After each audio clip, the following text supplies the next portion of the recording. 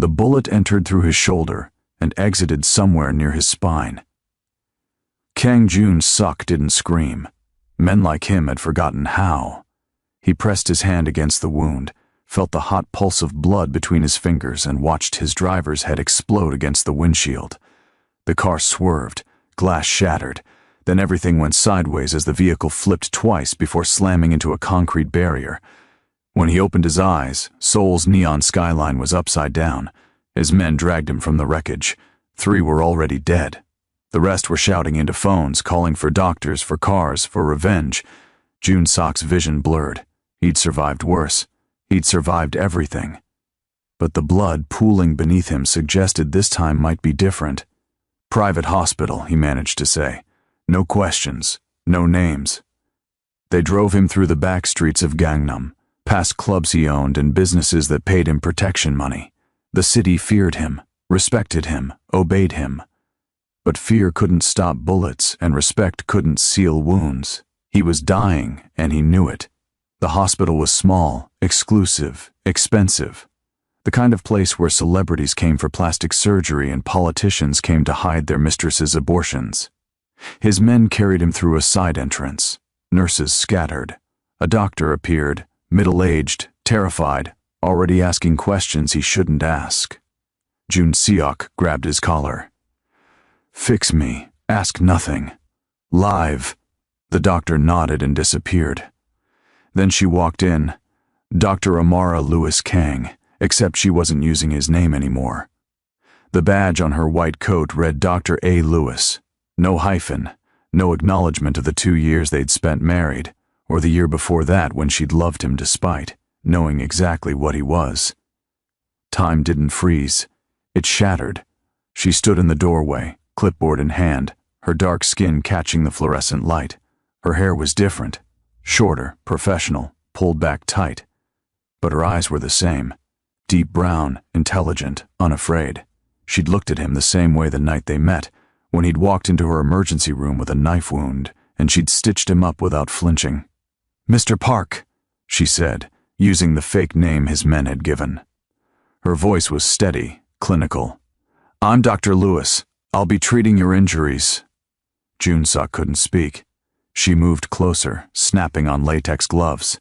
Her hands didn't shake. They never had. That's what he'd loved about her, her absolute control in chaos. While everyone else panicked, Amara became calmer, sharper, more precise. "You've lost significant blood," she continued, examining the wound. "The bullet passed through your shoulder, but may have nicked your subclavian artery. We need to operate immediately." "Amara," he said. She didn't react, didn't even blink. "Prepare the OR," she told a nurse. "Type and cross-match. Get me 4 units of O negative and call anesthesia. Amara, look at me." She finally did, for exactly 3 seconds, just long enough for him to see everything she was hiding. Rage, fear, grief, and something else he couldn't name. "Mr. Park," she said quietly, "if you want to live, you'll stop talking." Then she walked out. His men tried to follow her, but Jun-suk raised his hand. Let her work. They didn't understand. How could they? None of them knew he'd been married. None of them knew about the year he'd tried to be something other than what he was. None of them knew about the pregnancy or the miscarriage, or the way Amara had looked at him the morning she left, like he was already dead and she was simply waiting for the world to catch up. He closed his eyes and let them wheel him towards surgery. That's when he saw the girl. She was standing in the hallway, partially hidden behind a vending machine. 8 years old, maybe 9. Almond-colored skin that stood out in Korea like a flower in concrete. Dark curls pulled into 2 puffs, eyes that were too familiar. His eyes. She was staring at him with the kind of quiet observation he recognized, because he'd spent his entire life doing the same thing. Watching, calculating, understanding before speaking. Their gazes met for less than 5 seconds before a nurse ushered her away. But 5 seconds was enough.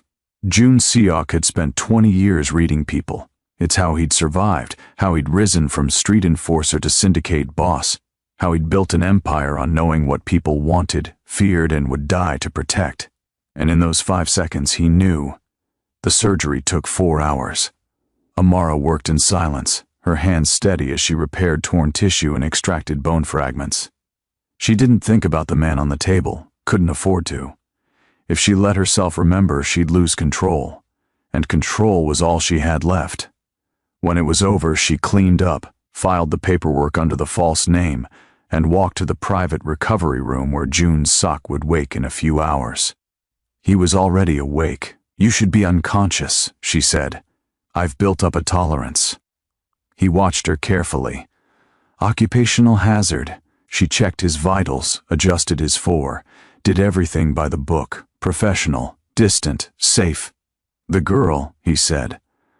Amara's hand froze on the drip for a fraction of a second. Then she continued working as if he hadn't spoken.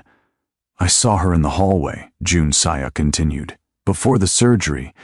This is a hospital. There are children here. She was watching me. Patients often draw attention when they arrive bleeding and surrounded by armed men. She has my eyes." Amara finally looked at him. Really looked at him. "You're on heavy painkillers, Mr. Park. They cause hallucinations. Don't what? Lie to me like I'm stupid." She set down the clipboard. "You are stupid, June Suck. You've been stupid since the day you chose that life over everything else."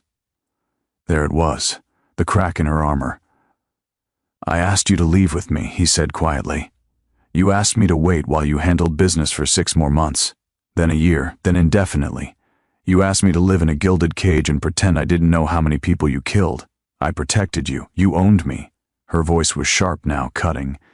"And when I told you I was pregnant, you looked at me like I'd just signed our death warrant, because you had—" The truth hung between them like smoke. "A black woman married to a Korean crime lord," Amara said. "A mixed-race baby in a world that would have used her to destroy you. Do you know what they would have done to her? To us? I would have protected—" "You can't even protect yourself." She gestured at his bandaged shoulder. "Someone just tried to kill you. Again. How many attempts is that this year? 5, 6, 7? She laughed bitterly. 7. And you think you could have kept a child safe in that world? June Sok was quiet for a long moment. Then you told me you lost the baby. I did. You're lying. I'm not. Then who is the girl in the hallway? Amara's jaw tightened. A patient's daughter. Now if you'll excuse me, what's her name? I'm not discussing. What is her name, Amara? She stared at him, and for the first time since walking into that room, her composure cracked completely. Her eyes filled with tears she refused to let fall. Hana, she whispered. Her name is Hana. Hana what? A long pause. Kang Lewis. The machines beeped steadily. Somewhere down the hall, a patient called for a nurse. The world kept moving, but in that room, everything had stopped. How old? June Siak asked. 8. When's her birthday? November 14th, 9 months after she'd left him. Let me see her. Absolutely not. She's my daughter. She's my daughter, Amara said fiercely. I carried her. I raised her. I've kept her safe from your world for 8 years. You lied to me. I saved her.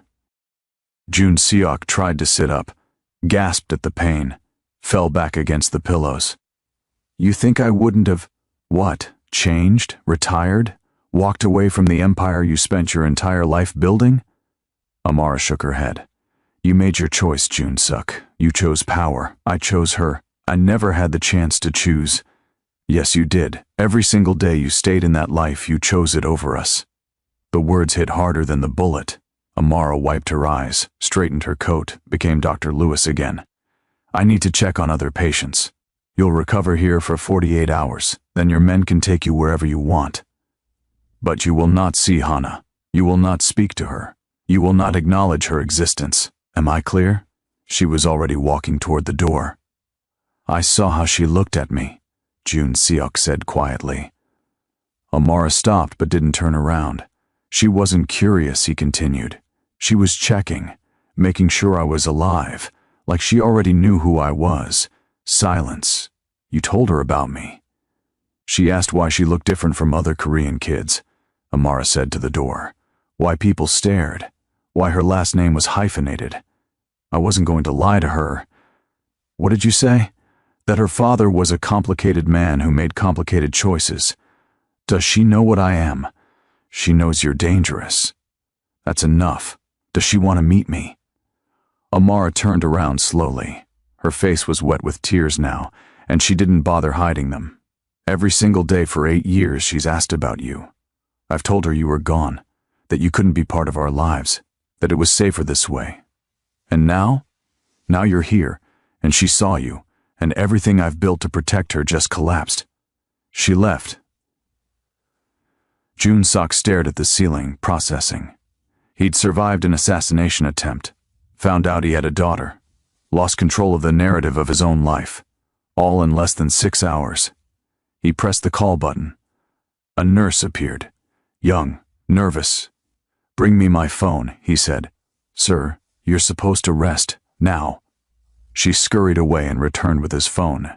He waited until she left, then made a call. "Sir?" His second-in-command, Park Min-jae, answered immediately. "I need information on Dr. Amara Lewis, everything. Where she's lived for the past 8 years. Bank accounts, property records, school enrollment for a child named Hana Kang Lewis." "A child, sir? Just do it." He hung up and closed his eyes. 8 years. She'd hidden his daughter for 8 years. And suddenly, all the people he'd killed, all the power he'd accumulated, all the fear he'd instilled, none of it mattered. Because while he'd been building an empire, Amara had been building something infinitely more valuable. A life. The file arrived within 3 hours. June-Sok read it twice, memorizing every detail. Amara had left Seoul the day after she told him about the pregnancy.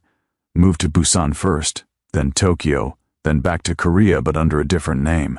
She'd erased herself systematically, leaving just enough trail to build a new identity, but not enough for anyone to trace her back to him. Smart. She'd worked at small clinics at first, saving money, then returned to school, got her surgical certification, climbed the ranks. Now she was one of the best trauma surgeons in Seoul. Respected, trusted, untouchable. And Hana. The file had school records, report cards, medical history, photos. June-Sok stared at a class picture from 2 years ago. Hana stood in the back row, slightly apart from the other children. She wasn't smiling, just watching the camera with that same quiet observation he'd seen in the hallway. His daughter. He'd never wanted children, never saw the point. Children were leverage, weakness, vulnerabilities that enemies could exploit. He'd seen it happen to other bosses. Kidnapped kids, murdered families, bloodlines erased to make a point. But looking at Hana's face, he felt something shift inside him. Something that felt almost like fear, but different, sharper, more personal.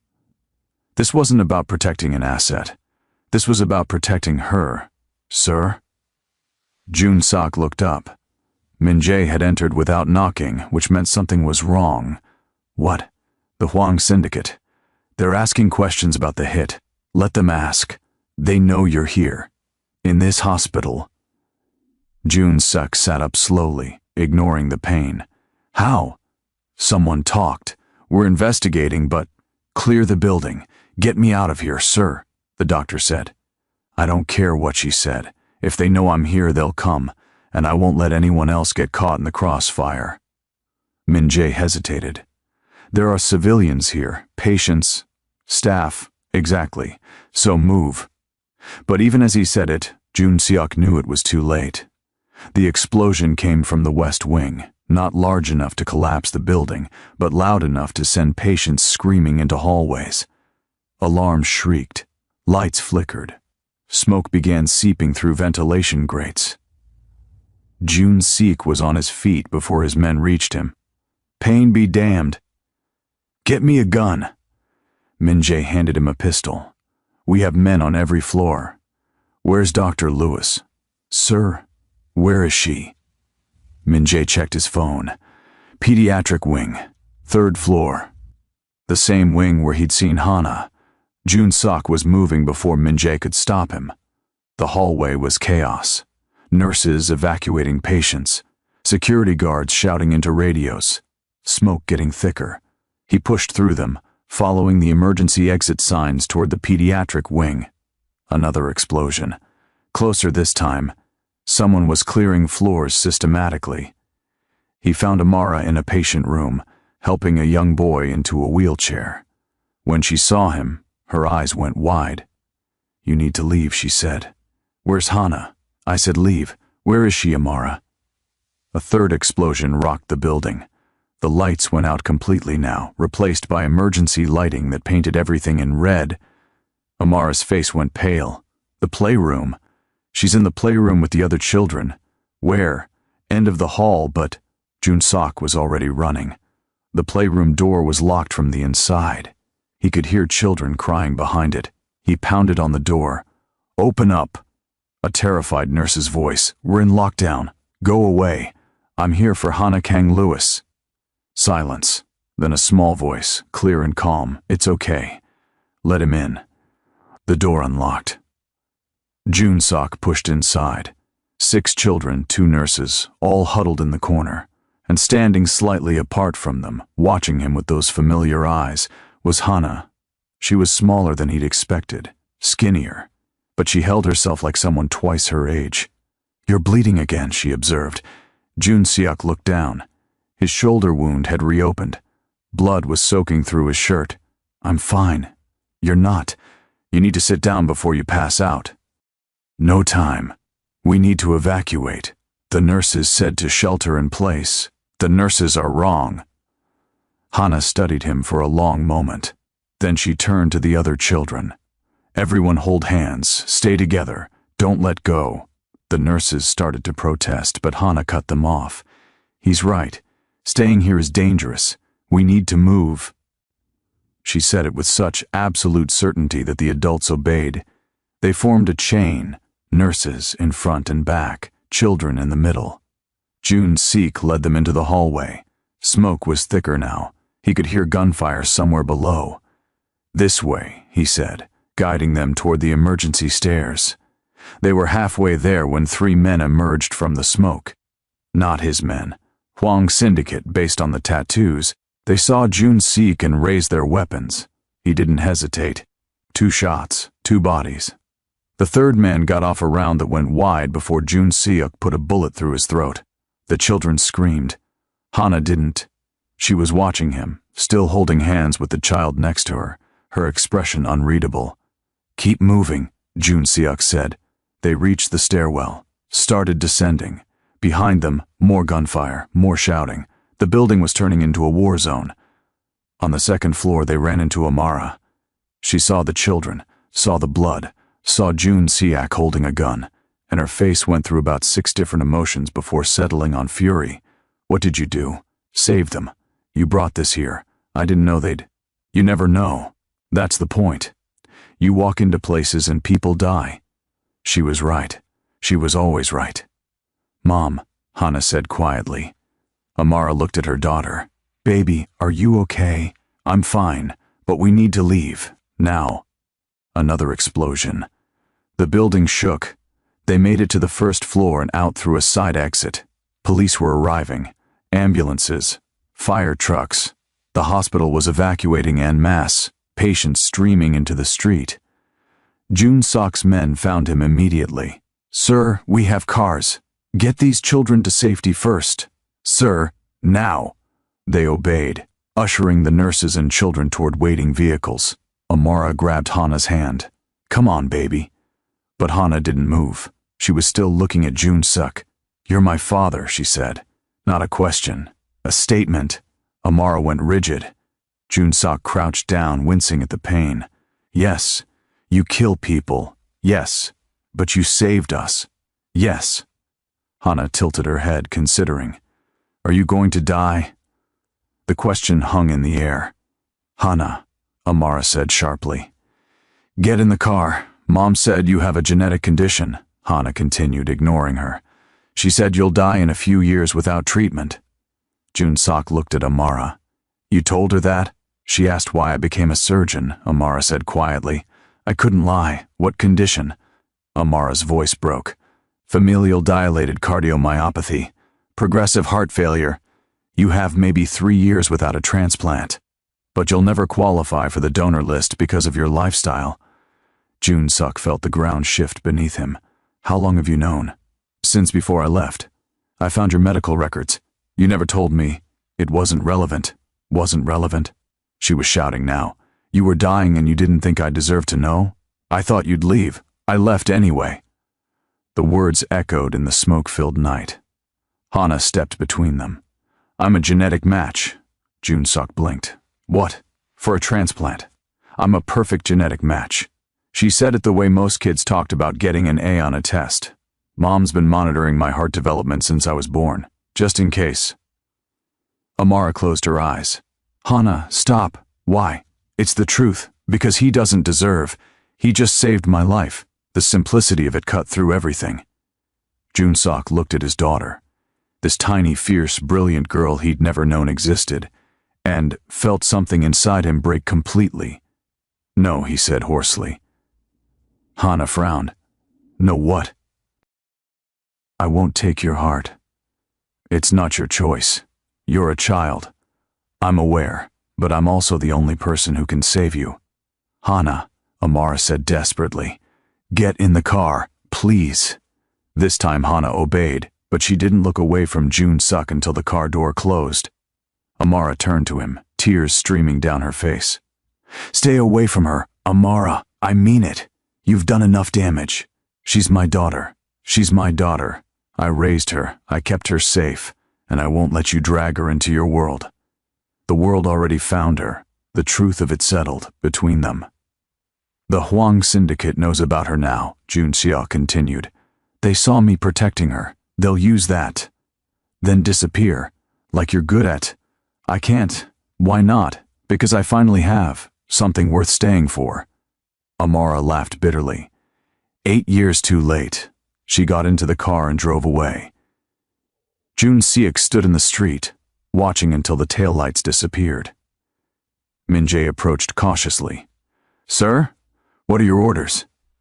For the first time in his life, Kang Jun-seok didn't have an answer. The next 72 hours were war.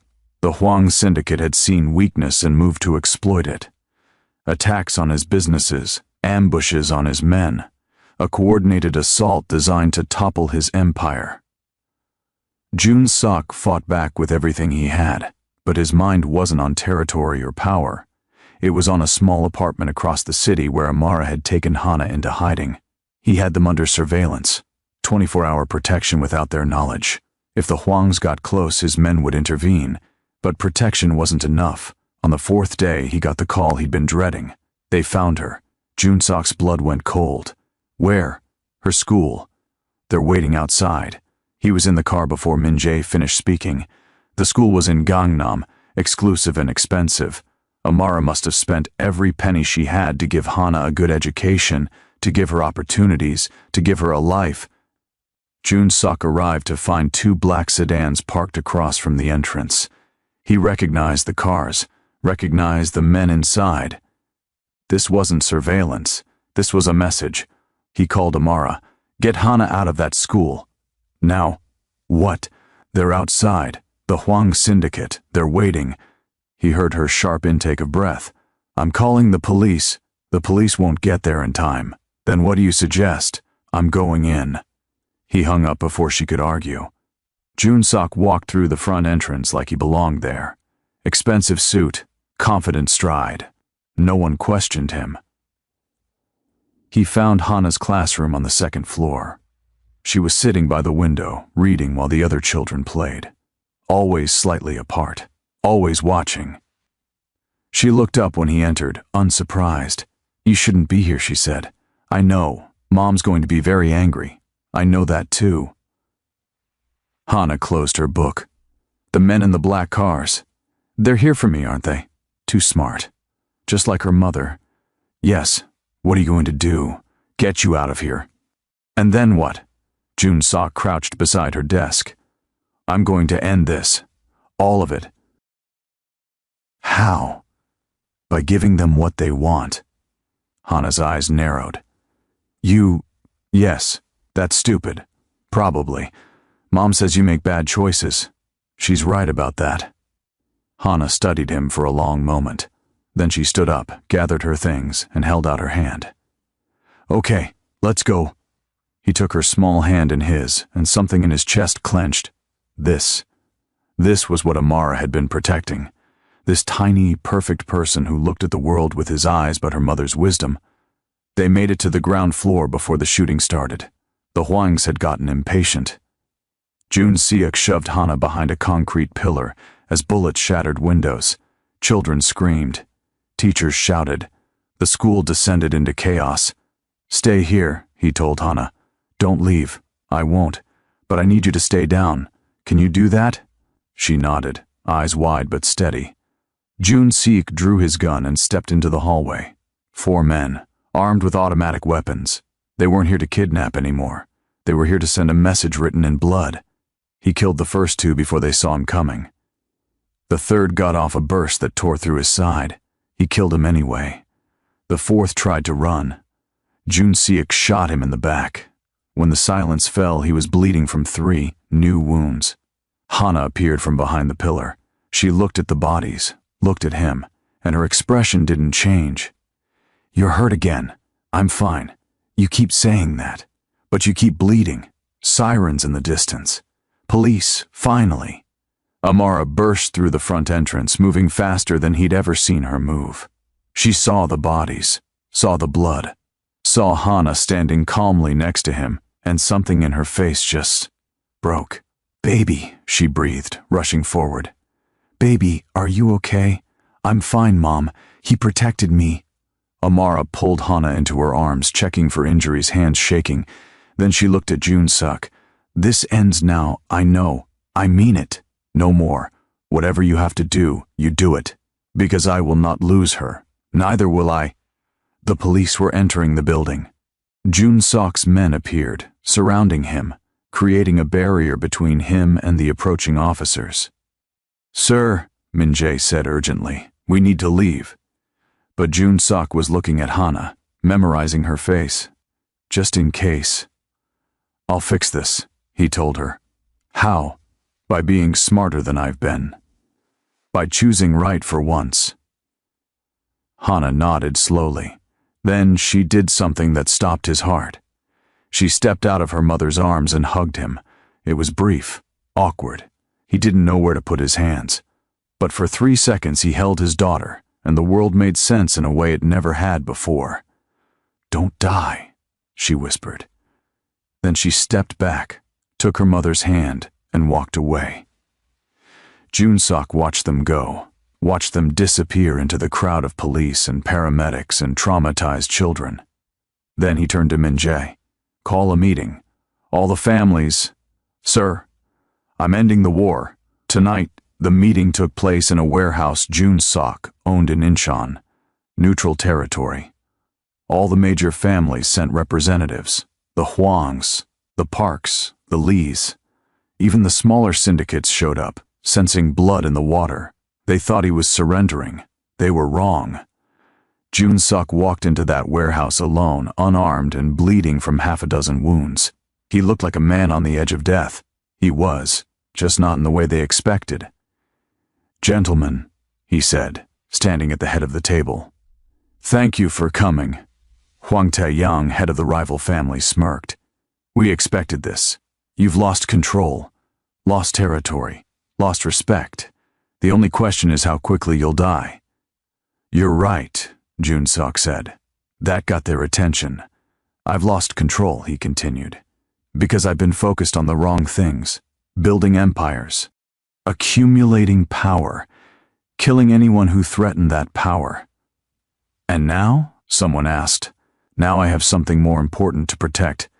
"The girl," Hwang said. "We know about her. The mixed-race daughter you've been hiding." "I wasn't hiding her. I didn't know she existed until 5 days ago." Murmurs around the table. "But she does exist," Jun Seok continued. "And because of that, everything changes." "You're going soft," Hwang laughed. "Over a child?" "Yes." The laughter died. "I'm ending my involvement in all syndicate operations," Jun Seok said calmly, "effective immediately. My territories, my businesses, my operations, I'm dividing them among you." Shock rippled through the room. In exchange, he continued, my daughter and her mother remain untouchable. Forever. You come near them, you threaten them. You even speak their names, and I burn everything I just gave you to the ground. I'll spend whatever life I have left destroying every single person in this room. Their families, their children, their legacies. I will make sure the last thing they see is my face. Silence. But if you honor this agreement, Jun Seok said, I disappear. I become no one. I let you carve up my empire without a fight. Why should we believe you? Hwang demanded. Because you've seen what I do to protect my interests. Imagine what I'll do to protect my daughter. The threat hung in the air, heavy and real. One by one, the families agreed, not because they trusted him, but because they feared him. And that fear, forged over 20 years of ruthless violence, was the only currency he had left. The meeting ended. Deals were struck. Papers were signed. Kang Jun-sok walked out of that warehouse with nothing. No empire, no power, no respect, just a promise that his daughter would live. 3 months later, Jun-sok stood outside Hannah's school. Not inside, not close, just watching from across the street as she walked out with her friends. She looked happy, lighter, like a weight had been lifted. Amara appeared beside her, taking her hand. They talked about something that made Hana laugh, a real laugh, bright and free. Jun-sok smiled despite himself. He looked different now, thinner, grayer. The heart condition was progressing faster than Amara had predicted. He had maybe a year left, maybe less, but he had this moment, this proof that his daughter was safe. You know she sees you, right? Jun-sok turned. Amara was walking toward him, alone. Hana was getting into a car with a friend's parent. I stay away, he said. Like you asked, you stand across the street every Tuesday and Thursday when school lets out. Is that a problem? Amara was quiet for a long moment. Then she asks about you. What do you tell her? The truth. That you gave up everything to keep her safe. Jun-sok looked down. It wasn't a sacrifice, it was a correction. Still, she wants to see you. Actually see you. Not just watch you watch her from a distance. Is that wise? Probably not. But when has that ever stopped either of us? She gestured to a coffee shop behind them. 1 hour. Once a week. That's all I'm offering. What changed your mind? Amara's eyes glistened. You're dying. And despite everything, every terrible thing you've done, every person you've hurt, you're still her father. She deserves to know you before you're gone. I don't deserve. This isn't about what you deserve. It's about what she needs. Jun-seok nodded slowly. 1 hour a week, and the moment you bring danger near her, I won't. I swear it. Amara studied his face for a long moment. Then she pulled something from her pocket. A photo. Hana as a baby, wrapped in a hospital blanket, eyes wide and curious. This is what you missed, she said quietly. Her first smile, her first word, her first steps. 8 years of her life. Jun-sok took the photo with trembling hands. Don't miss the time you have left, Amara said. She walked away, leaving him standing on that street corner, holding the only proof he'd ever needed that love was real. That Thursday, Jun-sok sat in the coffee shop, hands shaking, waiting. Hana walked in with Amara, spotted him immediately. Crossed the room with that same quiet confidence. Hi, she said, sliding into the seat across from him. Hi. Mom says you used to be scary. But you're not anymore? I'm trying not to be. Hana tilted her head. Why? Because scary people don't get to have coffee with their daughters. She smiled, small but real. They talked for an hour. About school, about books, about her favorite subjects and the kids who were mean and the teacher who was nice. Normal things, safe things. When the hour ended, Hana stood to leave, then she paused. Will you be here next Thursday? If you want me to be. I do. She left with Amara, and Jun-sok sat alone in that coffee shop, feeling something he hadn't felt in decades. Hope. The weeks passed. Thursday became the center of his universe. 1 hour where he wasn't a killer or a boss or a man dying slowly. Just a father, learning about the extraordinary person his daughter was becoming. She told him about a school project on Korea's history, about the piano lessons she hated but was good at, about how she wanted to be a doctor like her mom, but maybe also an astronaut. He listened to every word like it was scripture. On the 8th Thursday, Hana asked the question he'd been dreading. "Are you going to die soon?" Amara, sitting nearby with a book, looked up sharply. Jun Seok didn't lie. "Yes, how soon?" "I don't know exactly. A few months, maybe a year."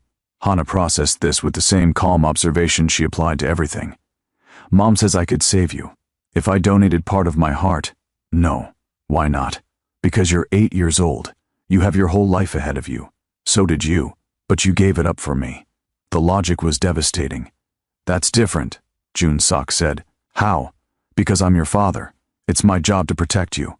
Not the other way around." Hana leaned forward. "What if I want to?" "Hana," Amara said gently, "we've talked about this." "I know. But he's dying, and I can help. Why wouldn't I?" "Because you're a child."